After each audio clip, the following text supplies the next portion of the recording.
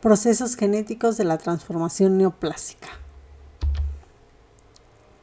De acuerdo con el Instituto Nacional de Cáncer de Estados Unidos, cáncer es el término que describe las enfermedades en las que hay células anormales que se multiplican sin control e invaden los tejidos cercanos, que afectan a 1 de cada 3 individuos a lo largo de su vida y es la causa de muerte de 1 de cada 5 personas. Se caracteriza porque es una enfermedad genética, no necesariamente es heredable. Existe una pérdida del control del crecimiento celular, es multifactorial y es monoclonal con capacidad de metástasis. Por lo tanto, el cáncer tiene como primera característica, como dijimos, que es una enfermedad genética producida por alteraciones mutagénicas no reparadas del ADN, que no tiene que haber adquirido de los progenitores. Y como vemos aquí en la diapositiva, las anomalías relacionadas con el cáncer se dan principalmente después del nacimiento o durante el desarrollo fetal, por lo que son diferentes de las enfermedades adquiridas que provienen de los progenitores. Teniendo como segunda característica la pérdida del control de crecimiento normal, es decir, falla el control del ciclo celular y se realizan divisiones celulares a pesar de que el ADN celular está dañado, en lugar de entrar en un proceso de apoptosis, como sería lo normal, por lo que se origina un descontrol con el número, el crecimiento y la función celular. Este descontrol es debido a que la célula pierde su capacidad de regular su propia división celular, ya sea porque no regula su ciclo celular o no regula el proceso apoptótico. Es decir, presenta una alteración en las proteínas que regulan y controlan todo el ciclo celular, desde las señales externas, como las proteínas MYC y RAS, hasta la conclusión del ciclo celular, como vemos aquí en la figura, pasando por proteínas que regulan, como son a las ciclinas, la familia INK, las mismas ciclinas, IP53, el guardián del genoma, así como proteínas involucradas en la apoptosis, como las caspasas y la proteína VAX. El cáncer también puede darse por una falta de inactivación de las telomerasas. Como vemos en la pantalla, después de un número determinado de ciclos celulares normales, contrario a las células germinales, en las células somáticas las telomerasas se inactivan. Por lo tanto, se acortan los telómeros, lo que ocasiona que las células dejen de dividirse, llegando a la apoptosis o muerte celular programada. Sin embargo, después de haberse acortado los telómeros, algunas células con anormalidades en algunos genes no entran en crisis y por lo tanto no se lleva a cabo la apoptosis, sino que la telomerasa permanece activa y los ciclos celulares continúan, por lo que las células se vuelven inmortales. Los genes que participan en la carcinogénesis constituyen un subconjunto específico del genoma, cuyos productos proteicos normales están implicados en la progresión a través del ciclo celular, la reparación del daño al ADN, la adherencia entre células vecinas y la capacidad de migración. Estos genes se dividen en dos grandes grupos: genes supresores de tumores y proto-oncogenes. Para que se produzca un tumor, se debe al menos de mutar dos de estos genes, es decir, un gen supresor y un proto-oncogen. Los genes supresores de tumores codifican proteínas que restringen el crecimiento y evitan que las células se malignicen, es decir, previenen el cáncer. por lo que su deficiencia o inactivación genera células tumorales. Sin embargo, para que se produzca el daño, ambos genes heredados por los padres deben estar dañados. Es decir, actúan de forma recesiva. Por lo tanto, para que se presente el cáncer, la alteración tiene que producirse en ambos cromosomas homólogos, por lo que la carcinogénesis es en 2 eventos. Por lo tanto, los 2 genes que poseen la célula deben estar alterados para que se presente la enfermedad. Como podemos observar en la imagen, una vez mutado el gen de manera espontánea o porque lo heredó ya mutado, es necesario que el gen homólogo, es decir, el otro, también mute para que se presente la enfermedad. Y aquí lo vemos en el A. Este gen de manera espontánea mutó y entonces necesita que el otro también mute y entonces ahora sí el par de genes está mutado y se da la enfermedad. Aquí nos dicen que fue heredado, no se presenta la enfermedad, siguen siendo células normales, pero si el otro muta, entonces se da la enfermedad. Entre los principales mecanismos de novo de daño de genes supresores de tumores tenemos la hipermetilación del ADN asociado a diferentes factores ambientales, generalmente, las deleciones, que por ejemplo ya vimos la deleción del cromosoma 11 asociada a tumor de Wilms, y las mutaciones puntuales como la de los genes BCR1 y 2 que está asociada con cáncer de mama. Tenemos varios ejemplos de genes supresores de tumores cuya alteración genética se encuentra asociada a cáncer. Entre ellos están aquellos que regulan al ciclo celular como los INK, que vemos aquí, está asociado a melanoma, a pancreatitis y a melanoma familiar. Tenemos también a P16, que está asociado también con melanoma. Y tenemos aquí a TP53, el gen de la proteína 53, que está asociado a sarcomas, a linfomas y a otros. Y tenemos también aquí la proteína RB, que está asociada, como ya hemos visto, a un tumor en la retina. ¿Y qué tenemos aquí de ejemplo? Tumor canceroso de retina conocida como retinoblastoma. Recordemos que la proteína RB es un factor de transcripción silenciador de la ciclina E. Normalmente se va a fosforilar por el complejo ciclina de CDK4 o 6. La fosforilación de la proteína RB hace que se separe de la región promotora y el factor de transcripción E2F puede activar la transcripción de la ciclina E, por lo cual se transcribe el RNA mensajero de la ciclina E y posteriormente se realiza la traducción para formar la proteína ciclina E. Esto va a aumentar la concentración de la ciclina E y se puede formar el complejo ciclina E CDK2, con lo cual se da el paso de la fase G1 a la fase S. Sin embargo, errores en el splicing,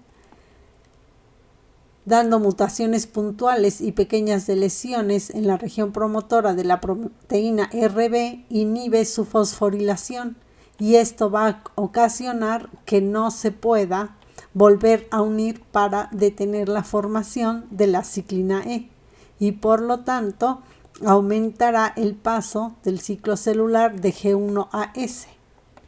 Esto va a originar un crecimiento descontrolado de la retina. Otro ejemplo es la ataxia telangiectasia.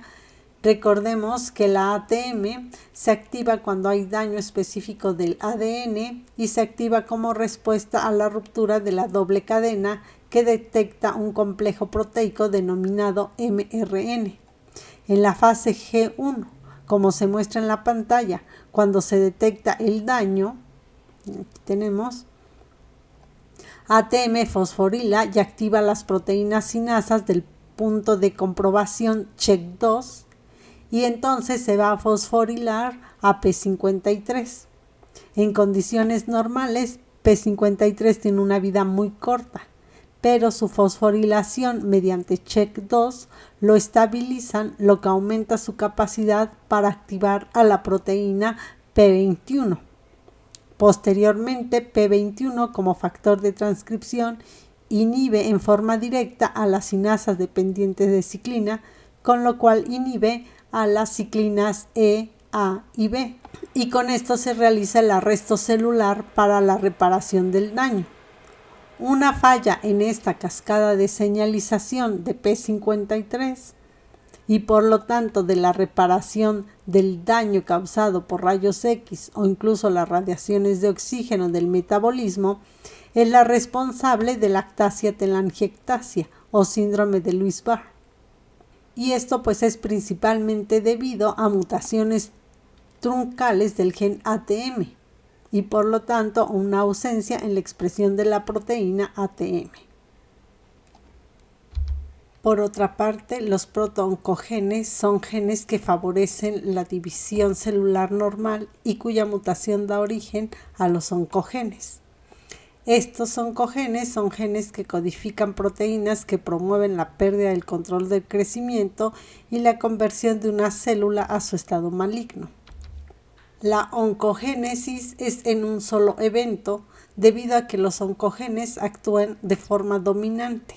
Es decir, basta la mutación en un cromosoma del par de homólogos para que el oncogen actúe. Como podemos ver en la figura A, los genes supresores de tumores, como ya mencionamos, necesitan presentar la mutación en ambas copias para expresarse la enfermedad, mientras que en los oncogenes, figura B, con un solo gen dañado del par, la enfermedad se expresará.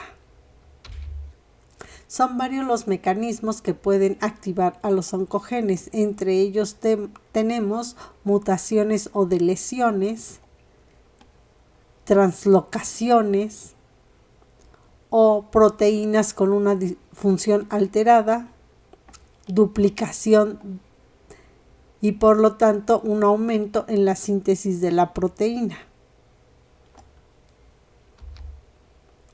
Se han reportado diferentes tipos de oncogenes, entre ellos el oncogen RAS, reportado en 1 de cada 5 cánceres humanos. Normalmente su producto es la proteína GTPase-RAS, que se localiza en la superficie interna de la membrana plasmática. Su función es de transductor de señales, generando una vía de señalización para la proliferación celular.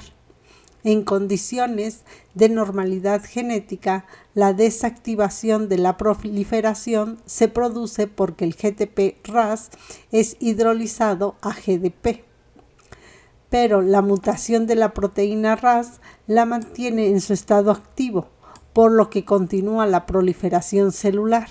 Entre las neoplasias con mayor relación están el carcinoma de vías genitourinarias, el tiroideo, el de colon, el de pulmón y la leucemia mieloide aguda. Entre los oncogenes que codifican proteína quinasa de serina y trionina y de tirosina se encuentra RAF, cuyo producto normal es la quinasa RAF, situada al inicio de la cascada MAPK, la vía primaria para el control de la proliferación en muchos tipos celulares. La forma oncogénica mantiene la proteína en la forma activa, evitando que se desactive la proliferación celular. El prontocogen MYC codifica factores de transcripción nuclear, cuyo producto alterado provoca el paso descontrolado de las células a G1, iniciando una proliferación celular que no debía tener lugar, por lo cual es una de las primeras proteínas en aparecer cuando una célula en etapa latente se estimula por factores de crecimiento para reingresar al ciclo celular y dividirse. Altas concentraciones de nutrientes como glucosa y glutamina han sido asociados con la activación oncogénica de MYC. El linfoma de Burkitt también fue una de las primeras neoplasias relacionadas con este gen.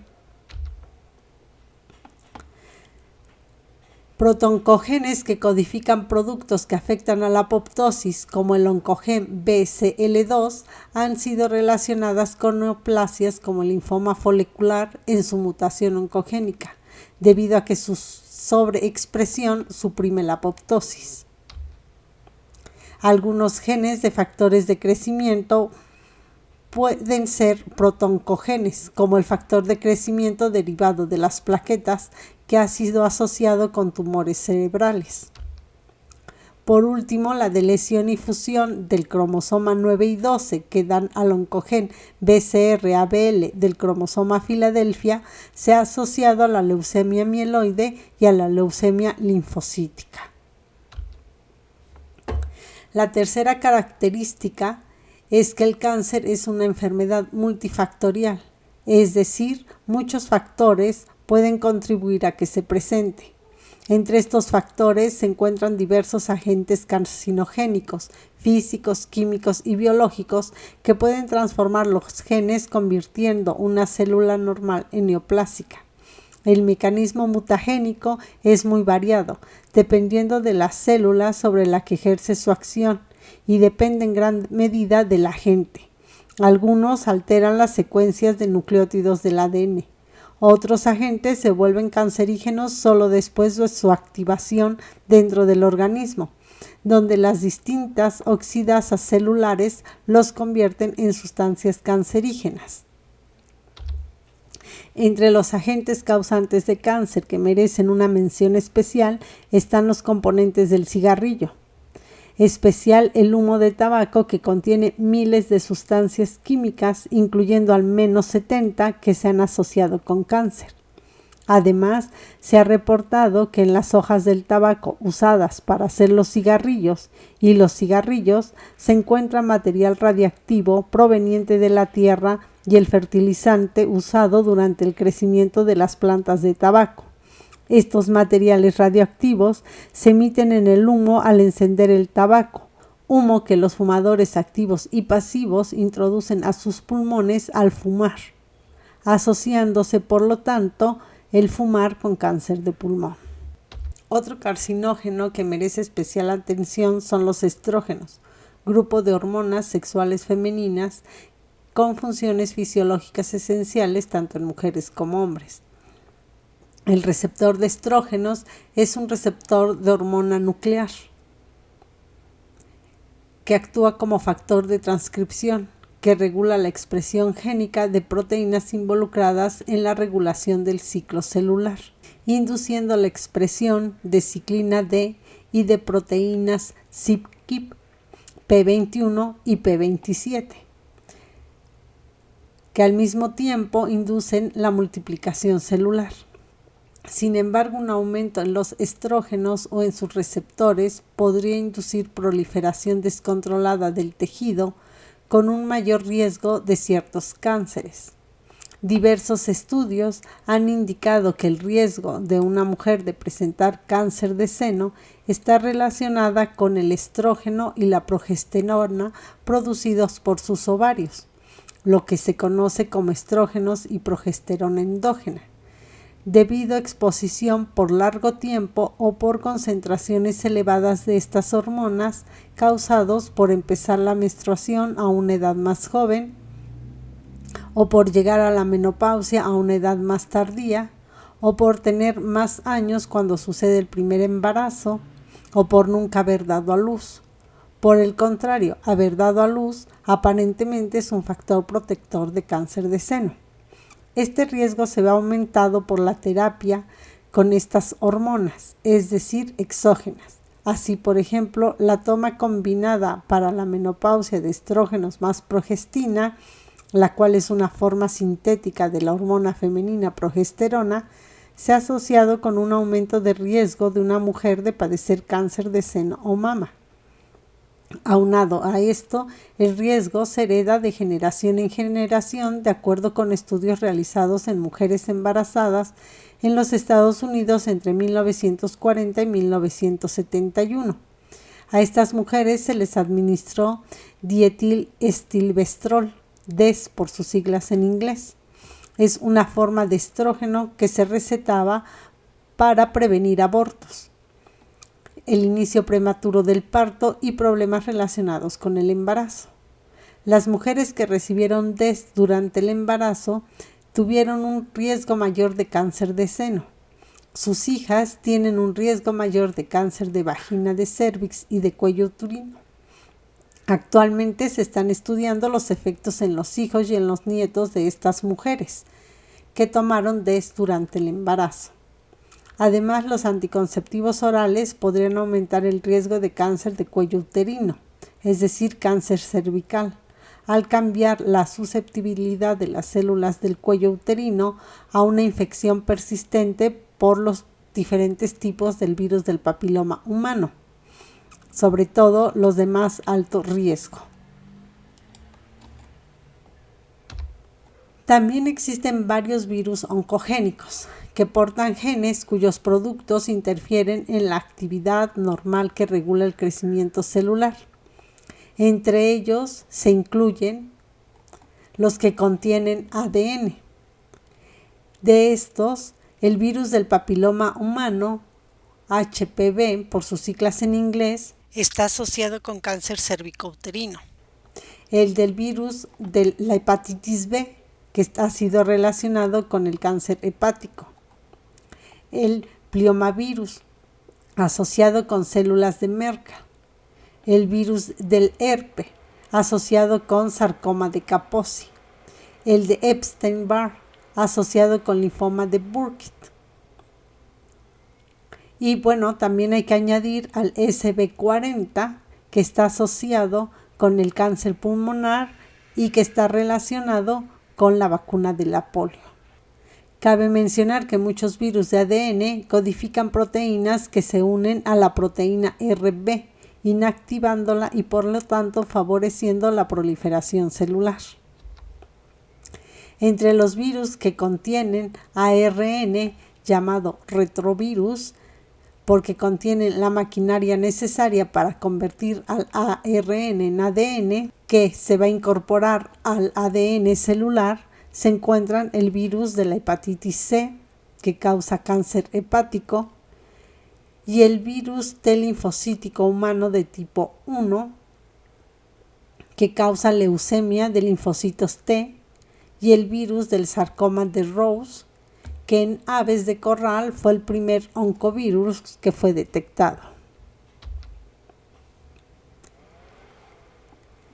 El oncovirus inserta su genoma en el huésped y pasa a formar parte de la herencia genética de las células infectadas, por lo cual, además de expresarse el material genético viral mediante transcripción y traducción del genoma viral para formar nuevos virus, las células que no mueren y se transforman en portadoras de los genes víricos, es decir, las que mutan, se replican y heredan la información vírica a toda su descendencia. Aquí tenemos la infección viral. Entonces está el virus, lo que va a hacer, va a inyectar su material genético. Este material genético va a poderse unir, se va a integrar a nuestro material genético. Una vez que esto sucede, bueno, se va a dar la transcripción y la traducción, pero del material genético se va a volver a formar el virus y el virus va a salir. La célula puede sufrir dos procesos una vez que el virus ha sido formado y que éste va a salir. Una es que muera, pero también puede que no se muera y entonces va a tener nuestro ADN, el ADN del virus. Por lo tanto, ya hubo una transformación, hay una mutación génica. Y cuando la célula se vuelva a reproducir, entonces se va a transmitir a la herencia esa mutación. Muchos de estos genes donde se pueden insertar las secuencias virales son protooncogenes. Por lo tanto, al mutar se van a convertir en oncogenes. No podemos finalizar este curso sin hablar de la bacteria que causa cáncer, las cuales por su presentación silenciosa pueden llegar a ser mucho más dañinas que los virus. Tenemos entre ellas a Chlamydia trachomatis, que causa la clamidiosis, enfermedad de transmisión sexual. La infección por esta bacteria en muchos casos es asintomática, pudiendo permanecer de forma silenciosa durante muchos años antes de ser detectada y tratada. Es una bacteria intracelular obligatoria que infecta a los humanos, causa tracoma y ceguera, infecciones oculogenitales y neumonías. Algunos individuos desarrollan artritis reactiva que no tiene cura. Sin embargo, todavía es necesario esclarecer algunos aspectos de la relación causa-efecto entre la infección por Chlamydia trachomatis, la persistencia del virus del papiloma humano y la progresión de cáncer. Y la bacteria reina del cáncer, Helicobacter pylori, que puede producir inflamación de la mucosa gástrica, que puede progresar a gastritis, úlcera péptica y linfoma de tejido linfoide asociado a mucosas. No obstante, los individuos infectados pueden no llegar nunca a presentar ningún tipo de síntoma. Esta bacteria vive exclusivamente en el estómago humano. Helicobacter pylori produce una enzima llamada ureasa que transforma la urea en amoníaco y en dióxido de carbono mediante esta reacción que vemos aquí. Y es el amoníaco que va a neutralizar parcialmente la acidez gástrica, que sirve para disolver los alimentos y matar la mayor parte de las bacterias digeridas. Lamentablemente, el amoníaco es tóxico y va a maltratar la superficie de la célula epitelial y provoca el progreso de formación de úlceras. Por lo tanto, la transformación maligna se inicia a partir de una célula normal que se transforma en una célula neoplásica. Sin embargo, el desarrollo de un tumor maligno, carcinogénesis, requiere varias transformaciones genéticas que reducen cada vez más la capacidad de respuesta de las células al mecanismo normal regulador del organismo, además de factores externos. Este conjunto de alteraciones determina que las células proliferen de manera descontrolada e invadan tejidos normales. Para comprender un poco esto, recordemos como ejemplo la progresión de alteraciones permanentes en una sola línea celular desde la normalidad de las células del colon hasta la metástasis de estas, demostrado por Farron y Vogelstein en 1990. Como podemos ver en la figura, las células normales del colon pueden presentar pérdida del gen APC, ya sea por hipermetilación asociada a fumar o algún otro tipo de alteraciones causadas por algunos medicamentos como la aspirina. El gen APC, como acabamos de ver en capítulos anteriores, codifica para el complejo promotor de la anafase, APC, además de regular otros procesos, por lo que su funcionamiento regula un adecuado ciclo celular, por lo que es un gen supresor de tumores. Por lo tanto, su inadecuado funcionamiento resulta en un crecimiento inadecuado de las células del colon, por lo que también se conoce como un gen de los pólipos adenomatosos del colon. Cuando esta alteración se asocia con una hipometilación del ADN, que causa inestabilidad del cromosoma, las células que forman las glándulas responsables de la producción del moco que sirve para lubricar el interior del colon presentan un estado temprano de adenoma, es decir, una tumoración del colon. Si el daño continúa, los genes de la familia RAS, proteína que participa en las vías de señalización celular que controlan la multiplicación y que también están involucradas en la apoptosis, mutan, aumentando el crecimiento celular y pasando el adenoma a un estado intermediario. Debido a que la mutación de RAS aumenta el crecimiento celular, se clasifican como oncogenes.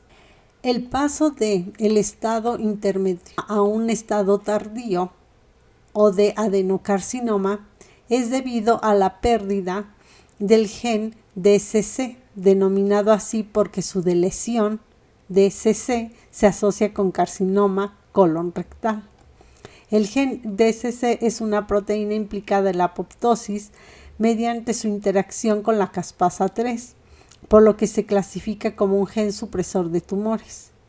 Una vez establecido el estado tardío de adenocarcinoma, es casi natural la pérdida de genes TP53 que codifican a P53, guardián del genoma, con lo cual el ciclo celular no entrará en arresto celular y continuará sus ciclos celulares a pesar de estar dañado el ADN, dando como consecuencia al aumento del número de células dañadas. Las células de carcinoma de colon sobreexpresan el gen PRL3,